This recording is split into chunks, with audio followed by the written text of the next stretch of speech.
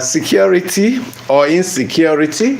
Yesterday it was lamentations from the National Assembly, many of them calling for drastic measures, some of them calling for prayers and all that. And one is beginning to get the sense that,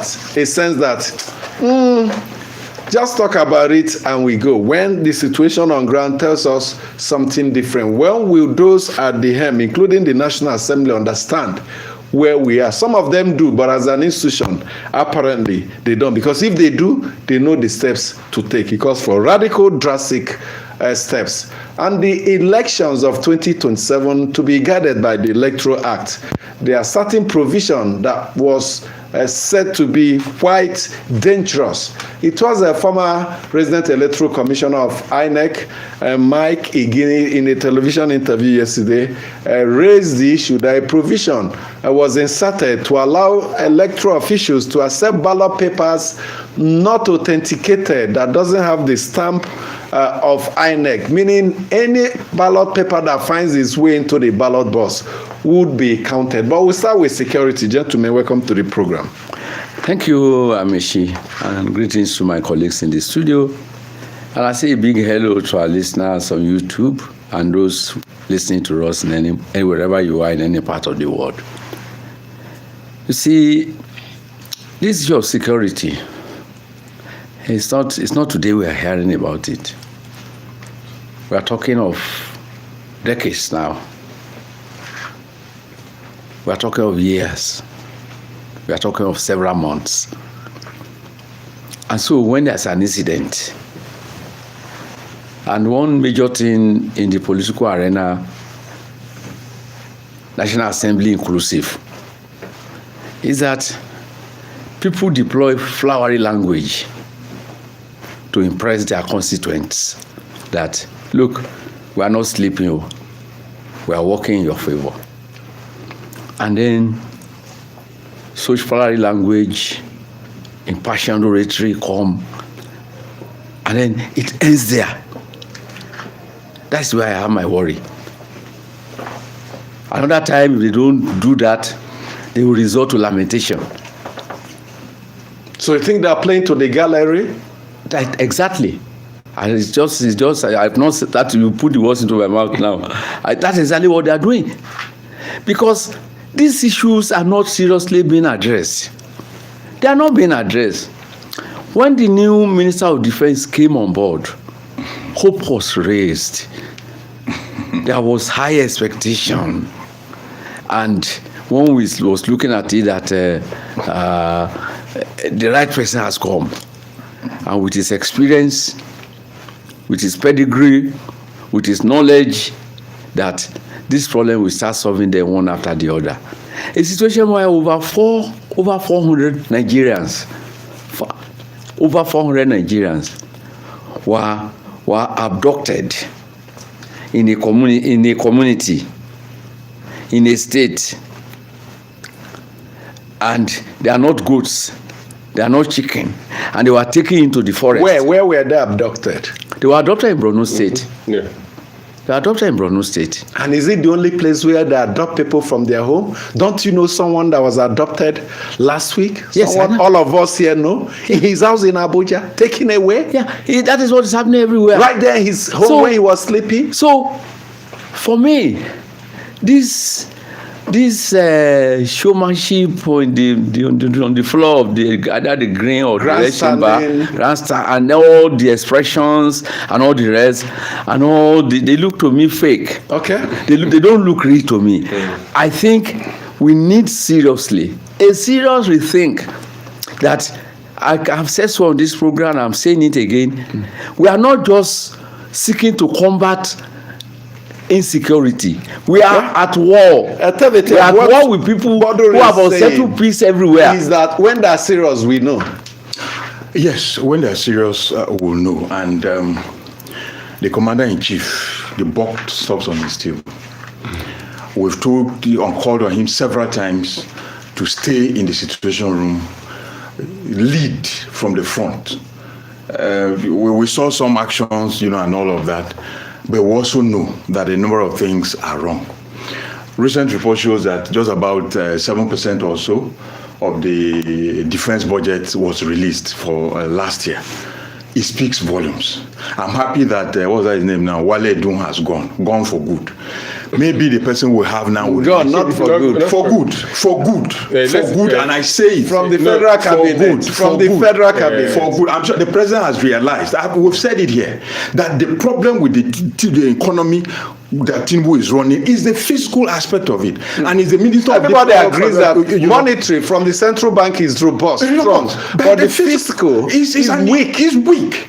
So if, for instance, every day we talk about technology, we talk about this, we talk about that, and we say, okay, budget money has been budgeted for defense and all of that, and we're hearing that just about 7% or so has been released to them. Yes, even the 7%, even if it's for procurement of arms, even if according to a newspaper report, and nobody has the military is yet to speak. Nobody has come to out to debunk it. Yes. So we'll take it as a fact until somebody else brings something different, to disprove it and all of that. So it's a serious issue. I hope that the man we have now, he will not only be, because the image most Nigerians have about him is a tax person like the Zacchaeus in the Bible. We hope he's not just coming to carry money, get money, revenue and all of that. He will also be releasing. When contractors are not paid, when the MDAs don't get their own money to run their ministries and all of that, it grounds the economy, and that is what we've seen under the Tinubu administration for the past 3 to 4 years. If it to demand even the ministers using e-hailing taxis to get to office, just to make sure that funds are released for military equipment. If it should get to that, it should be done. Exactly. And because we see them roll the SUVs in convoy. Exactly. And that's why I'm saying that the president needs to not just, I've given them directive, they should go and crush get the bandits. How many times will you give the directive? Every time you say, we are going to defeat terrorism, the armed forces, I'm backing them. You are backing them with 7%. You should be able to monitor. That's why I always said, if as a president in my office, I should be able to have a dashboard. That is what TSA was for. You are able to have a dashboard. You should be able to see how much is coming, the monies are, what has been released.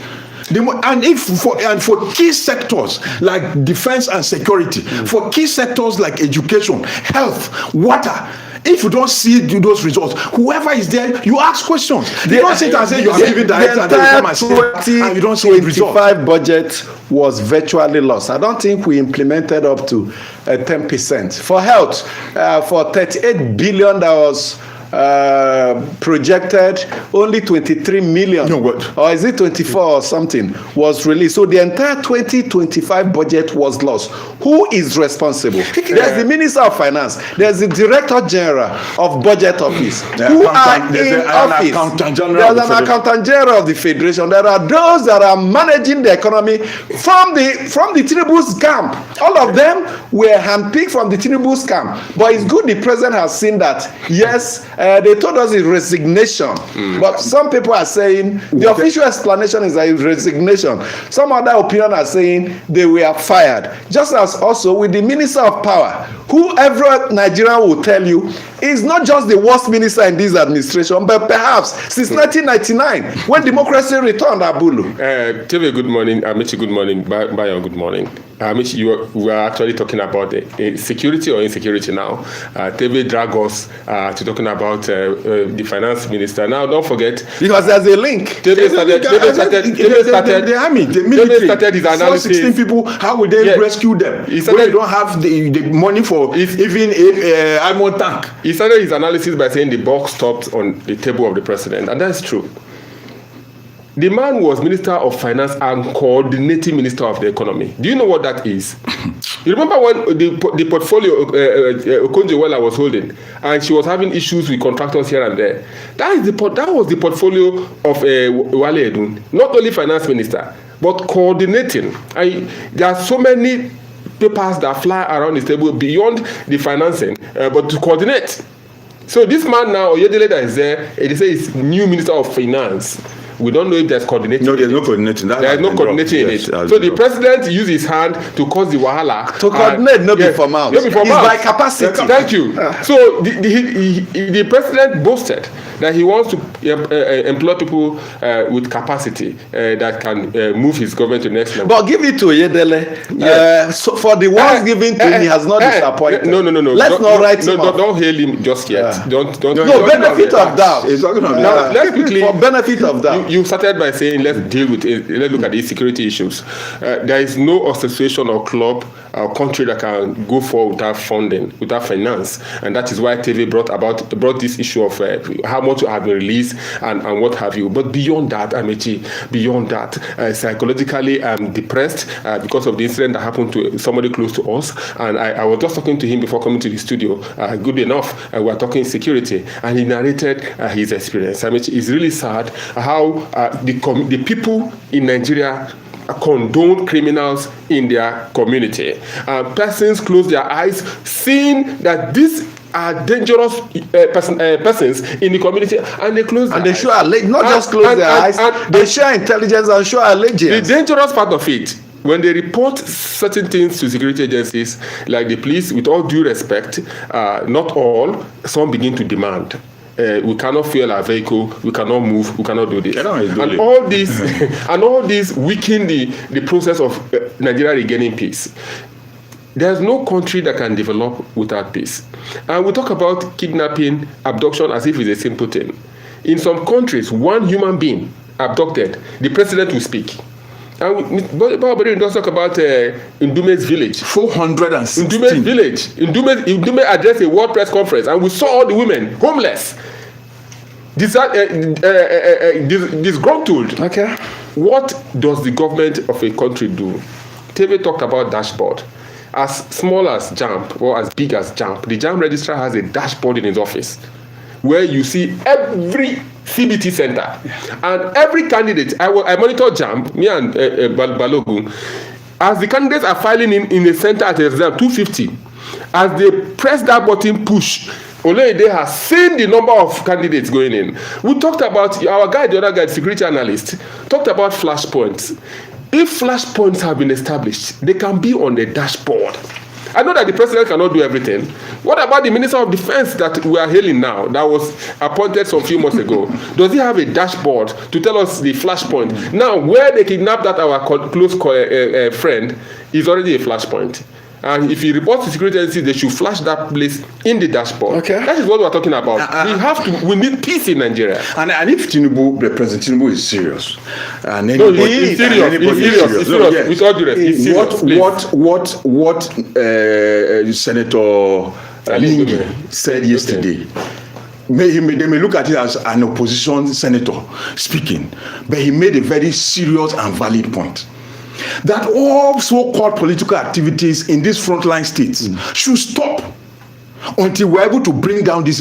You need to go. It's terror on the streets. So in other words, he's asking for state of emergency. That's my interpretation of it. It's terror. Now, yes, he's asking for state of emergency. He mentioned in Benue State, for instance, the local, I think it's Gwe or Gwe West, the entire local government has emptied into the local government headquarters. Everybody has, at 10 council wards, everybody has left every other place. They have emptied into the local government headquarters. But let me tell you, when election comes, all the votes, all the registered voters in that place will be registered as counted. That's why I say if the president is serious, that advice is fundamental. We should take this very serious. Stop all this campaigning political activities in this place until we bring. Jonathan tried it and shifted the election. Do you know the implications of saying stop political activities? Because in 2015, when they say shift, it was on the date was just shifted for 6 weeks, but everybody said the solution will be political solution. So you cannot remove the presidential candidate of the APC then was from it and all that. So can we afford If they stop activities, the implication is that there will be primaries in those areas. Is that what they meant? No, apart from that, you are weakening the state the more. If you stop it, you are weakening the state is giving up. That's what it means. Is it referring to mere campaigns or what? Because primaries are for next month. It's political activities, he said. Where the military airstrike in that, I remember, I've forgotten the village in Bono. What did the government say? The market has been shut down. That in the estimation of government, there are no human beings in that place. No good citizens. There's only terrorists. Terrorists that are in that. Those are ungoverned spaces. Those are spaces the country has given up to terrorists. No, have they? Because the strike is part of the recovery process. That airstrike is part of the recovery process. I'm telling you that the votes, people that they say they register in Lab, they will still bring you on election day. They will count all of those. Have to go. Okay, last word from one aspect of this issue that we should not gloss over and also mention is the failure of our lawmakers. Don't expect the military to speak publicly about the amount of money they are receiving. Don't expect the police to speak about the amount of money they are receiving. So the people who have oversight responsibility in this regard are the lawmakers, and the lawmakers are the same people who are shouting. Yes, on the, that's why I said when they want to do their work, we should know. So these are issues that we should know. I think we should be speaking more about our lawmakers, their failure to live up to expectation, because if they have been doing their oversight, they will know that only a meager sum of money has been released to the military. There are committees on the Air Force. There are committees on. We didn't hear anything from them. On Air Force, on police. They were sleeping, snoring. On Navy, on Air Force, on Navy, National Intelligence, on Army. We in the same Senate, in the same House of Representatives. What are they doing? Only for them to stop investigation. I remember there were motions that were taken on this issue of contractors that had not been paid. Everybody knows. You can't go there and force the minister of finance or so-called coordinating minister to release money. You can't go and force the accountant general to release money. And when the World Bank says money is missing, everybody, money is not missing and all of. So where is the money? At the end of the day, they will tell you, we've surpassed our revenue. But you are borrowing. You are not funding anything. So you are surprised. Where is the money? The World Bank has tried to answer. They said they can't see 34 trillion. So it's not for the government that has said maybe that's why he was legitimately spent. They need to offer more explanations, and citizens reserve the right to ask. Funny enough, is the new minister of finance that was giving explanation. Let's hear from you as the email you sent to our platform.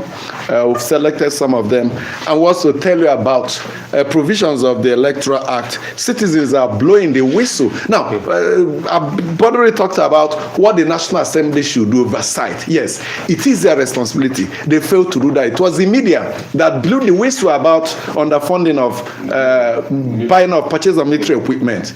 The political parties are supposed to also blow the whistle for this obnoxious, apparently, provision in the Electoral Act. But they were sleeping and doing some other thing before a citizen blew the whistle. We'll dwell on that after your meals.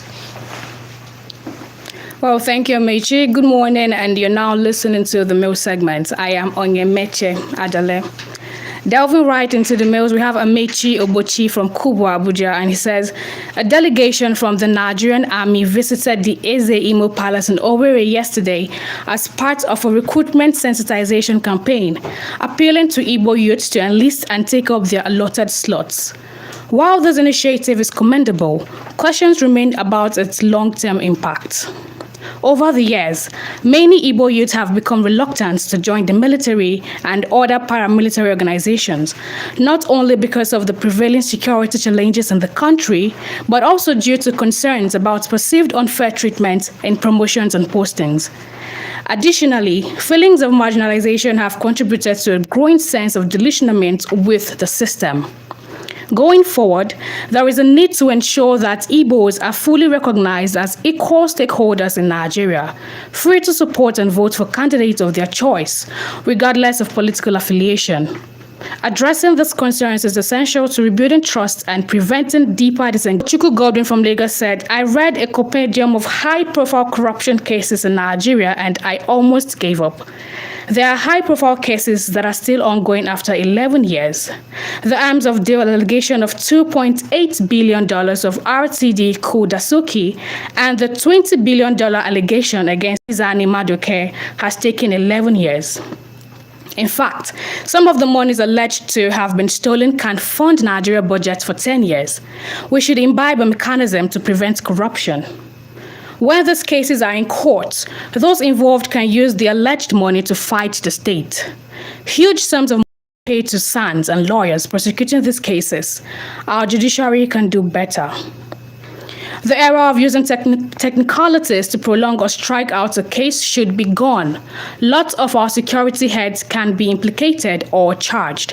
Why won't the insecurity fester?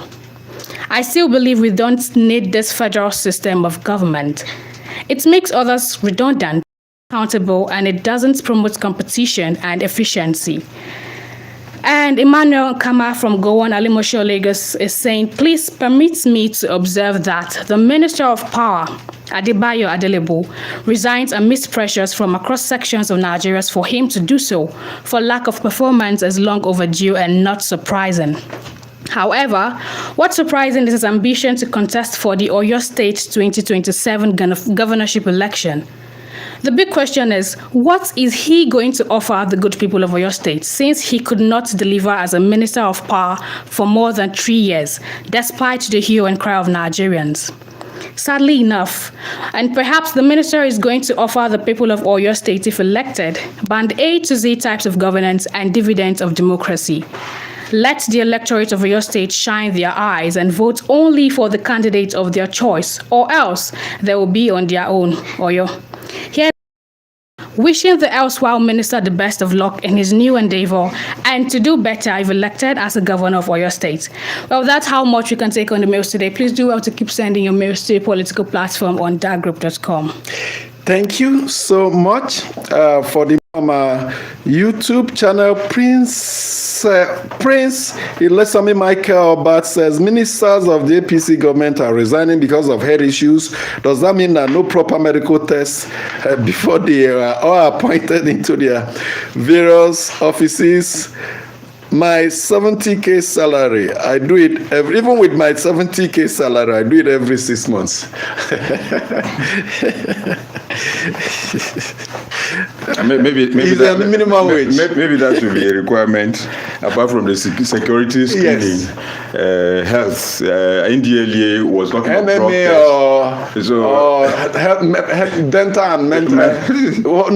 Medical and mental council should also look at their medical records. But we know that it could be an excuse. That's the official explanation. The other explanation is that it's the easy way out to avoid tainting your record. Though he was not sacked, he resigned. For instance, when he was with the report we have, when he was even commissioner for finance in Lagos, when the president was governor, he also resigned. After they realized, I think he resigned in 2004, also on health grounds. So a lot of persons were asking. So that health issue has refused to go away. And we know, even when he was in office, there were reports that he had health challenge and all of that. We wish him well. He's only human. You can't say when or how it will come and all of. So we wish him well. The Minister of Housing and Urban Development also resigned. Yes. And Minister of Power, Adelabu. If you do the poll we conducted here, now I've seen other polls conducted by other media houses. He's the worst minister. And if you extend the poll to 1999, he will likely be the worst. It will not be right to say he's the worst based on what maybe the people are saying. People are telling us. It's because the reason is because Nigerians have had to pay more for electricity when he. That's his achievement. When he got to when he was appointed and all of that. But the statistics, the data on what he has when he came into office and what he's leaving is not different from what other power ministers have come and the installed capacity of this country is well above 13,000. Yes, but the work we are generating and giving out. I repeat, in 1999 when Obasanjo came into office, it was about 4,000 megawatts. Today, it's still almost all the power plants are producing below their installed capacity. So there's there are some witches, wizards, principalities, corruption, cabal, cartel, everything in the power sector that has held us down for nearly 3 decades. I agree with you, cabal, cartel, and all of that.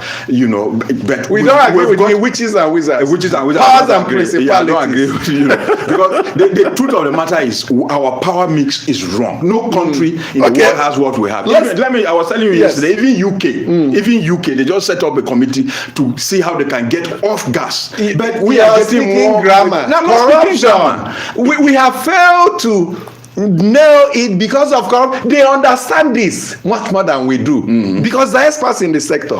But because of corruption, they have refused to do the right thing. That's what I'm saying. We are just blowing on hot air. You understand what I'm saying? I do. I know the corruption and all of they that. Understand it. The truth of the matter is, and I must say it, our energy mix is wrong. Yeah, sure. It's high time we move away from gas, invest in hydro. If Ethiopia will be fighting Egypt over a dam they want to construct to generate electricity, it's a huge thing. Let's go to the Electoral Act. We have time.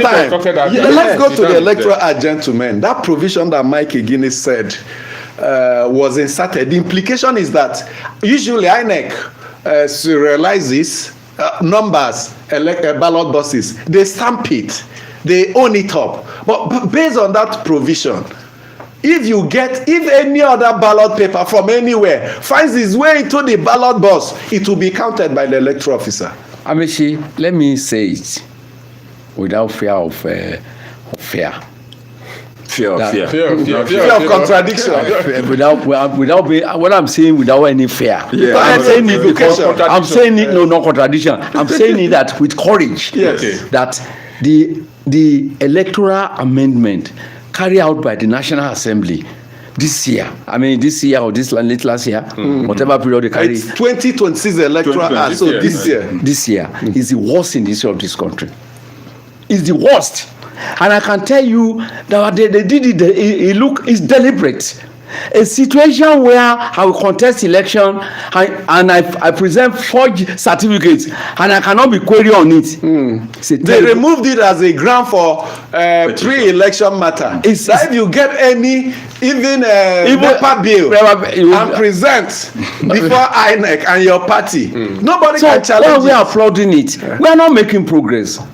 So there are so many all this Guinea who look at this law clause by clause, word by word, and was able to point out this. There are so many yet to be discovered. That's exactly what I'm saying. More and more may still be discovered. We have laid the basis for electoral manipulation. We have laid the basis to remove the integrity of our election. We have laid the basis to say, let's carry go. And when you carry go, anything can happen. That is what our lawmaker has presented us with. You displayed this morning, Adeba, is it the same courage that seized the president when he said subsidy is gone, because he told us he was seized by courage? Is it the same way you were seized by courage? The courage I have is that I'm pointing it out. I will have been cautious and said, do I need to say this about our lawmaker? You sugarcoat it. Yeah, but I have said so directly. That is the worst. This electoral act we have is something that should be consigned to history when we have reasonable people at the National Assembly that will do the needful. Okay, one for the road. A wise man said, if you want to hide something from Africans, you put it in a book. The politicians were busy about other clauses and they didn't read deeply to see that this one will harm them more. But bringing it out shows that there is a lot of work INEC need to do. On the issue of forged certificate or not, the Electoral Act said pre-election matters.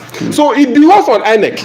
If Teve presents NEPA bill and INEC passes it, I have water bill. And INEC passes it as qualified, then we will now know that INEC indeed they are not doing due diligence. It's pre-election, yes. So you cannot present a NEPA bill or whatever and come for election. Bill For Gen Zs, they may not know. Label on bread. While we're growing up, bread, loaf of bread, they have label. So you can. Did you meet it?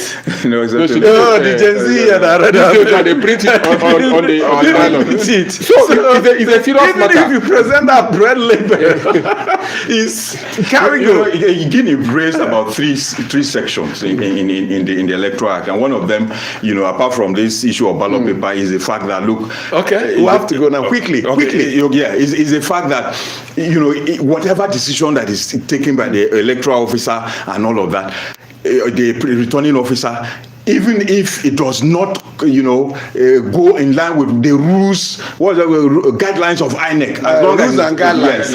As long as it does not contradict the Electoral Act, it can be accepted. So, and it's a serious issue. On top of this Electoral Act that is facing huge integrity question, INEC on its own is also facing even bigger integrity question. When you put two of them together in the run-up to the 2027 election, you can only say, God, come down and help us. We must also say the INEC chairman's ex was fabricated. We are out of time. We must also say, like Balogun said, the opposition parties in Nigeria must wake up. Failed in this instance. They are not completely. They are failing. They failed in this instance. Thank you so much for joining us today. Have a good time.